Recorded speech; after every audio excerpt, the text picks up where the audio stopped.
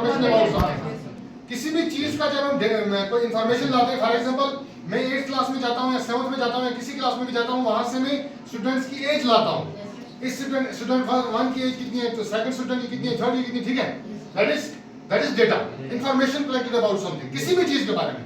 But आपको एक चीज याद रखिए, मैंने आपको बोला कि अब स्टूडेंट 1 की एज मैंने 12 इयर्स लिखी, दूसरे की एज लिखी 13 इयर्स, तीसरे की लिखी 11 इयर्स, चौथे की लिखी 15 इयर्स। ये जो डेटा मैंने लाया, मैंने आपको दो चीजें बोली। जब हम चावल लेते हैं ना बोरी से निकाल के, उनको पहले प्लेट में रखते हैं, उनको साफ करते हैं, हस्क वगैरह निकालते हैं, उनसे इंप्योरिटीज निकालते हैं, तो वो चावल रा राइस होता है। क्या होता है? रा राइस। कच्चे होते हैं ना, वो पके नहीं होते हैं, इसी तरह होते हैं। अभी उनको पकाना पड़ता है, फिर वो ठीक ठाक बनते हैं, फिर खा सकते हैं हम। That is cooked rice. ठीक, इसी तरह से ये डेटा जो है रा डेटा है। रा डेटा का मतलब कच्चा डेटा, फिर पक जाएगा, वो नहीं होता है। रा डेटा का मतलब है इसमें कोई ऑर्डर नहीं है, इसमें कोई ऑर्गेनाइज इसको नहीं किया गया है। क्या नहीं किया गया? अब मैं इसी ही डेटा को लेता हूं, यहां पर मैं बोलूंगा एज को मैं असेंडिंग ऑर्डर में लिखता हूं। पहले क्या है? 10 इयर्स, फिर कितना है? 11 इयर्स, फिर कितना है? फिर कितना है? फिर कितना है? 14 इयर्स।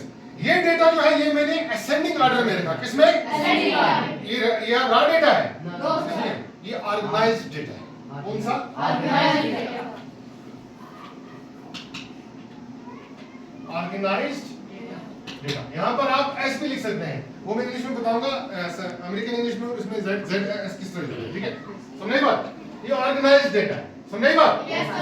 या रा डेटा में ऑर्गेनाइज्ड डेटा में फर्क पता लगा? डेटा में what is data? Data is information collected about something, ठीक है? We are having liberty, we can collect the information about anything, about age of students, about the heights of students, about the weight of students, ठीक है? और we can collect information about the amount of rainfall in the past 1 week, which you have received, daily amount of rainfall, ठीक है? और we can collect information about temperatures, जो पिछले पूरे week में नहीं या पिछले फोर्टनाइट में नहीं। What is fortnight? What is fortnight? A period of 14 days, 14 दिन को फोर्टनाइट बोलते हैं, 2 हफ्तों, ठीक है बेटा? तो रा डेटा में और ऑर्गेनाइज्ड डेटा में पता चला आपको? समझे बात?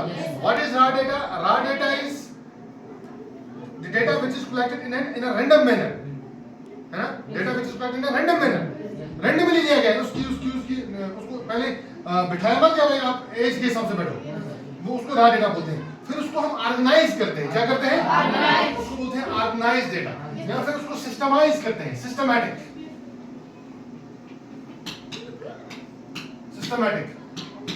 सिस्टमैटिक्स किसको बोलते हैं? सुना कभी? साइंस में आप पढ़ेंगे आगे सिस्टमैटिक्स।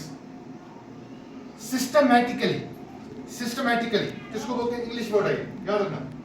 सिस्टमैटिकली बोलते हैं मैं जा रहा हूं जी, क्लासिफिकेशन सुनिए। क्लासिफिकेशन किसको? क्लासेस है ना, क्लासेस। क्लास 8, आपकी एक क्लास में एक एज ग्रुप के स्टूडेंट्स हैं, ये एक क्लास है।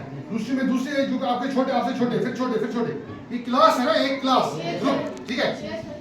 तो सिस्टमैटिक्स जो है ये क्लासिफिकेशन, आप बोलोगे भाई तरीके से चीजों को रखना। आपने साइंस की डेफिनेशन देखी कभी? Science is a systematic study acquired by experiments and observations. Science में एक्सपेरिमेंट्स होते हैं, ऑब्जर्वेशंस होती हैं, लेकिन we have to remember this thing that science is a systematic study. If there is no systematics, there is no science. There is science but that is of no value, उसकी कोई value नहीं होगी, क्योंकि systematics रखनी है।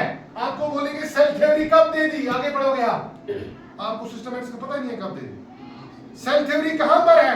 आप बोलोगे biology में है, आप बोलोगे सेल बायोलॉजी में है, आप बोलोगे जूलॉजी में है, आप बोलोगे उसमें प्लांट सेल जो होते हैं, ठीक है?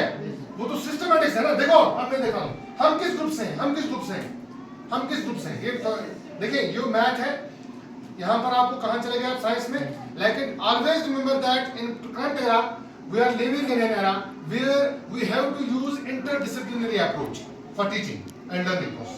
Interdisciplinary approach का मतलब है आपको हर सब्जेक्ट को आपस में मिलाकर चलाना है। एक सब्जेक्ट जहां पर आपको यहां से ये भी पता चल गया कि व्हाट इज साइंस। साइंस एक स्टडी, सिस्टमैटिक स्टडी है। सिस्टमैटिक का मतलब क्या है? जहां पर तरतीब होगी हर चीज की, समझे बात? क्या होगी? तरतीब होगी, नहीं ये ऊपर को। अब मैं बोलूंगा हम किस ग्रुप में से हैं? We are mammals। हम किस में से हैं? मैमल्स।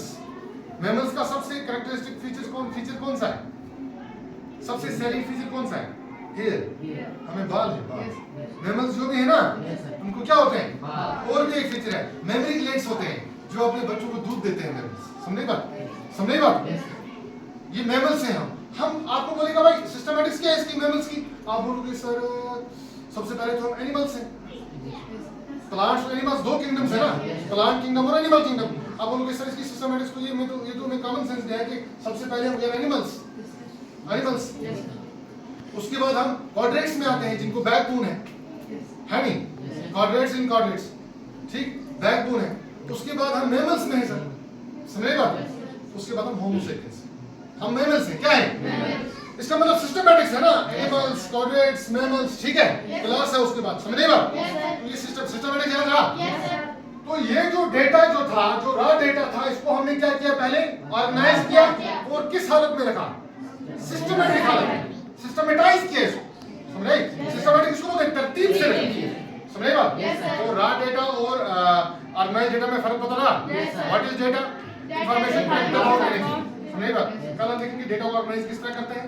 आपने क्लास 7 में पढ़ी होगी मॉड, मीडियन, दिस एवरेज, उसके बाद अर्थमेटिक मीन, है ना, और उसके बाद क्या पढ़ा? फ्रीक्वेंसी पढ़ी होगी।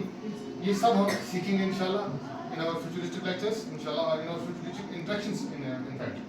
सो तब तक एक काम याद करेंगे हमेशा, जो भी आप चीजें नोट करते हैं, ये चीजें याद रखो।